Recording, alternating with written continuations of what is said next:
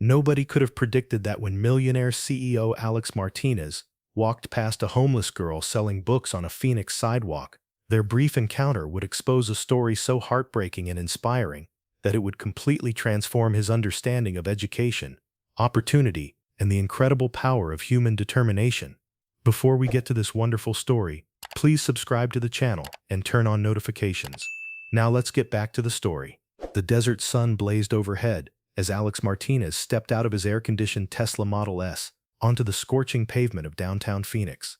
At 42, Alex commanded Martinez Enterprises, a construction and development empire that had transformed skylines across the American Southwest. His company's latest project, a billion-dollar mixed-use development in Scottsdale, was set to break ground next month after years of planning and negotiation. The afternoon temperature had reached 108 degrees Fahrenheit, typical for Arizona in late July, sending most pedestrians scurrying between air-conditioned buildings with minimal time spent outdoors. Alex himself was dressed in his signature navy blue suit, custom-tailored to withstand the desert heat while maintaining the professional appearance that his position demanded. He had just concluded a challenging lunch meeting with the Phoenix City Council, where he'd successfully secured final permits for affordable housing initiative that would provide homes for over 2,000 families. The project represented a departure from his usual luxury developments, driven by a growing awareness of the housing crisis affecting working-class families throughout the region. As Alex walked toward his next appointment at the Arizona Commerce Authority, his attention was drawn to an unusual sight that made him slow his normally brisk pace. But what Alex was about to discover would challenge everything he believed about homelessness, education, and the extraordinary resilience of the human spirit. Sitting cross-legged on a worn blanket spread across the sidewalk was a young girl, perhaps 12 years old, with shoulder-length brown hair that showed signs of being washed in public restrooms. Despite the oppressive heat, she wore a long-sleeved shirt that was too large for her small frame, likely to protect her arms from the harsh sun.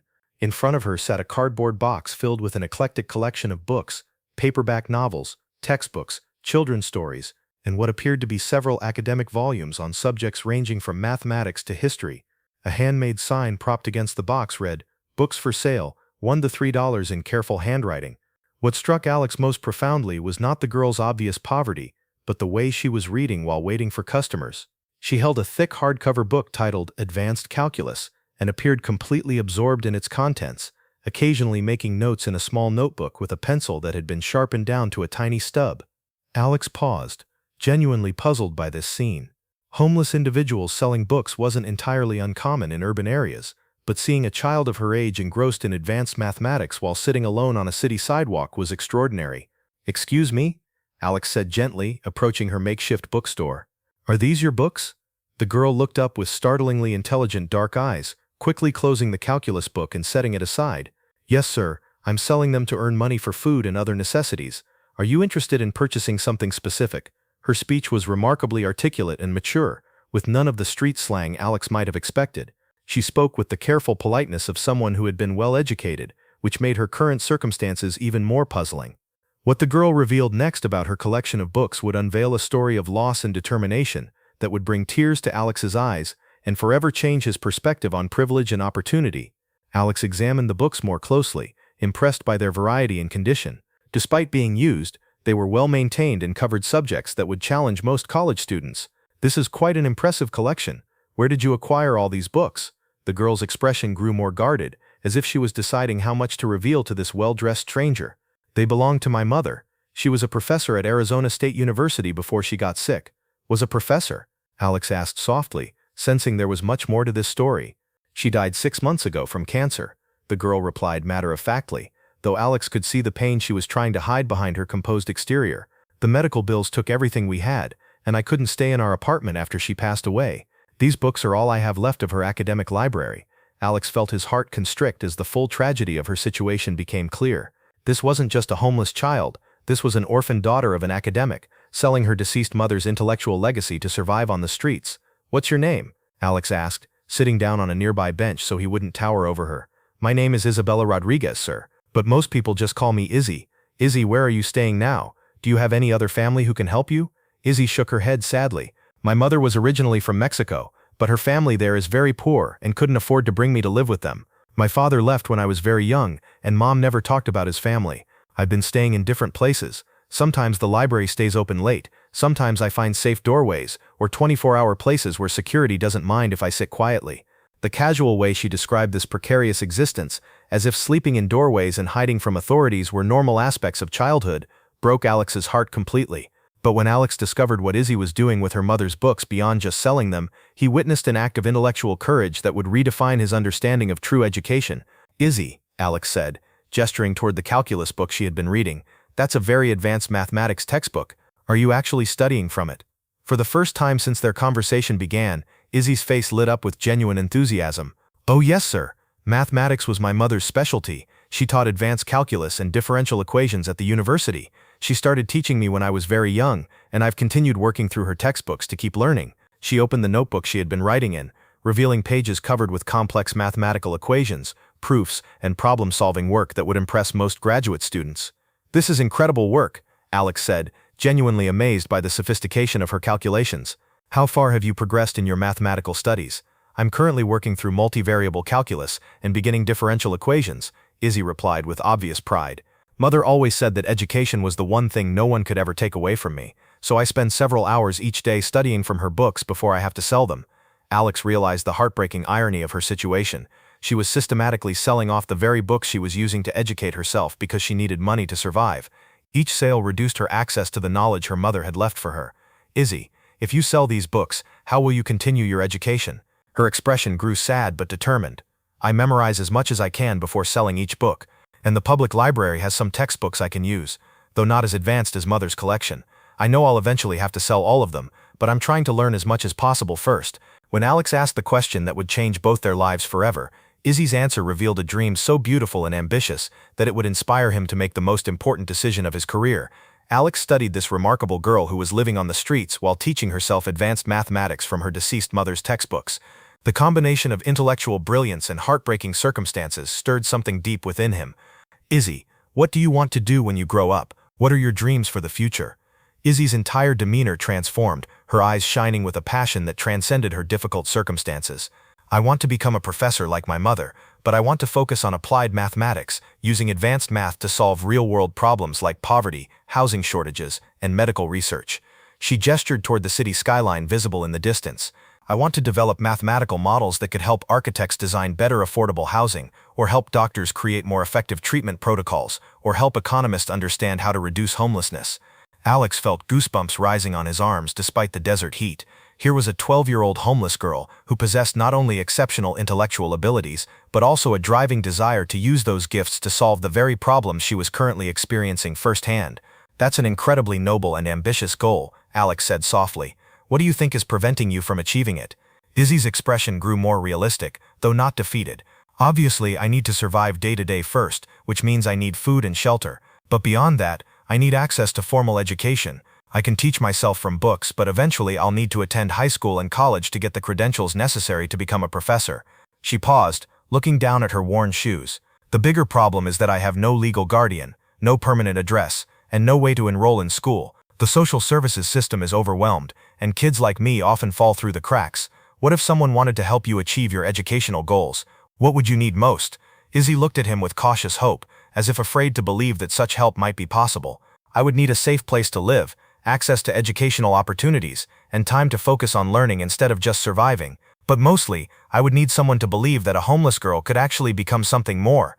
Alex's spontaneous decision would either save an extraordinary young mind or forever change his understanding of what wealth and success truly mean when faced with genuine human potential. Without hesitation, Alex pulled out his phone and made a call that would alter both their destinies. "Maria," he said when his assistant answered, "I need you to cancel all my appointments for the rest of today. I have a family emergency that requires immediate attention." Izzy looked confused and slightly worried. "Sir, I hope I haven't caused you any problems. You don't need to." "Izzy," Alex interrupted gently, "how would you feel about coming home with me? Not permanently," he added quickly, seeing her alarmed expression, "but just for tonight so we can figure out a better long-term solution for your situation." The girl's eyes widened with a mixture of hope and wariness. "Sir, that's very kind, but you don't know anything about me. I could be dangerous or dishonest." Alex smiled at her concern for his welfare, despite her own desperate circumstances. "Izzy, I've spent the last hour talking with you, and I've observed several things. First, you're incredibly intelligent and well-educated. Second, you're honest enough to worry about whether I can trust you. Third, You're using your mother's academic legacy to continue your education under impossible circumstances. Those aren't the characteristics of someone I need to fear. But what about your family? Won't they mind having a homeless girl stay in their home? Alex's expression grew slightly sad. I live alone in a very large house. My ex-wife and I divorced several years ago, and we never had children. There's plenty of space, and honestly, I think I need your company more than you need mine.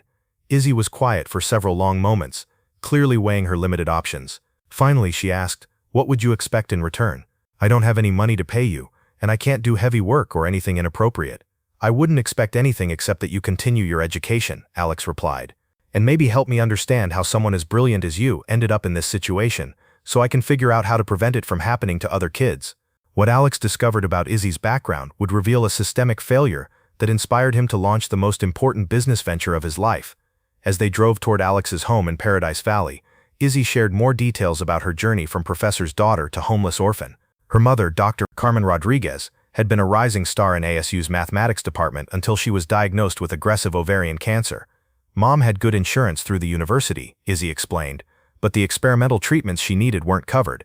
She spent our savings, borrowed against our house, and eventually had to take a leave of absence from teaching when the chemotherapy made her too sick to work. Alex listened with growing anger at a healthcare system that could financially destroy families even when they had insurance and good jobs. After Mom died, the hospital and creditors wanted to collect on the medical debt. They took our house, our car, everything of value except Mom's books. I tried to contact social services, but the caseworker was overloaded and kept rescheduling our appointments. Eventually, I decided it was easier to live on my own than to keep waiting for help that might never come. "How have you survived these past 6 months?" "I learned to be invisible," Izzy said simply. "I wake up early and wash in public restrooms, spend days at the library or in bookstores where it's cool and no one bothers kids who are reading, sell books when I need food money, and find safe places to sleep at night. It's not comfortable, but it's manageable if you're careful and smart about it." The matter-of-fact way she described surviving on the streets at age 12 both amazed and horrified Alex. This child had developed sophisticated strategies for urban survival while maintaining her academic studies and moral principles. When they arrived at Alex's mansion, Izzy's reaction would prove that true wealth has nothing to do with material possessions and everything to do with recognizing and nurturing human potential. Alex's house in Paradise Valley was everything one would expect from a successful construction mogul, a sprawling Mediterranean-style mansion with panoramic views of the desert mountains, infinity pool, perfectly manicured landscaping, and enough space to house several families comfortably. As they pulled through the security gate, Izzy stared out the window with obvious amazement. "This is where you live? It's like a palace." "It's too big for one person," Alex replied honestly. "I bought it thinking it would be filled with families someday, but that never happened. Most of the rooms are never used." Inside, Izzy moved through the marble foyer and grand living spaces with respectful wonder, carefully touching surfaces as if afraid she might damage something valuable. What drew her attention most, however, wasn't the expensive artwork or luxury furnishings. "You have so many books," she exclaimed, discovering Alex's home library with its floor-to-ceiling shelves. "Have you read all of these?" "Most of them," Alex confirmed, "though I haven't looked at many in years. I used to love reading, but work took over my life." Izzy approached the shelves reverently, running her fingers along book spines like someone greeting old friends. "My mother always said that books were the closest thing to magic that humans had ever created. They let you learn from the greatest minds in history and travel to places you might never see in person." Watching her explore his neglected library, Alex realized that this homeless girl appreciated his book collection more than he had in years. "Izzy," he said, making another life-changing decision, "what if I told you that you could stay here as long as you needed? Not as a guest, but as family. What if I wanted to adopt you and make sure you had every educational opportunity you deserved?" Izzy turned to stare at him with disbelief. "You would do that? For someone you just met today?" "I would do it for an extraordinary young woman who reminds me what's truly important in life," Alex replied. "I've spent years building a business empire, but I've never invested in anything as important as human potential. You represent everything I should have been fighting for all along." Isabella Rodriguez Martinez had become something of a legend at Phoenix Country Day School, where she was simultaneously enrolled in high school advanced placement courses and auditing mathematics classes at Arizona State University. At 15, she was already conducting independent research on applications of mathematical modeling to urban planning and affordable housing design.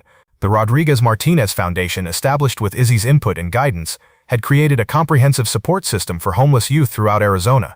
The foundation provided emergency housing, educational support, and family reunification services for children who had fallen through the cracks of traditional social services. Alex's construction company had pivoted to focus primarily on affordable housing projects, using innovative mathematical models developed by Izzy and her research team to create cost-effective, sustainable communities for low-income families. Most importantly, the mansion in Paradise Valley was no longer empty. Izzy had convinced Alex to open their home to other homeless youth who showed academic promise, creating an informal residential academy where brilliant kids from difficult circumstances could focus on education while receiving family support. Dr. Isabella Rodriguez Martinez, at 19, became the youngest person ever to receive a PhD in applied mathematics from Arizona State University. Her doctoral dissertation on mathematical models for sustainable urban development was already being implemented by city planners across the country. Alex kept a framed photo on his desk from that first day. Izzy sitting on her blanket with her cardboard box of books, absorbed in studying calculus while homeless on the streets. Beside it sat a more recent image, Izzy receiving her doctorate while Alex beamed with paternal pride from the audience. The most successful investment Alex Martinez ever made wasn't a billion-dollar development project or a complex financial instrument. It was the decision to see potential instead of problems when he encountered a homeless girl selling her mother's books to survive while teaching herself advanced mathematics. Today, thousands of homeless youth have been helped through the Rodriguez Martinez Foundation's programs, and dozens of former street kids have gone on to achieve academic and professional success that once seemed impossible. Izzy's story sparked a national conversation about the hidden potential that exists among society's most vulnerable children. Alex learned that true wealth isn't measured by the size of your house or the value of your possessions. It's measured by your willingness to recognize extraordinary potential wherever you find it, and your commitment to ensuring that circumstances of birth never limit the heights that brilliant minds can reach. Sometimes the most important business deals happen on sidewalks, under the blazing sun, when a homeless girl selling books teaches a millionaire CEO that education really is the closest thing to magic that humans have ever created, especially when it's shared with someone who needs it most.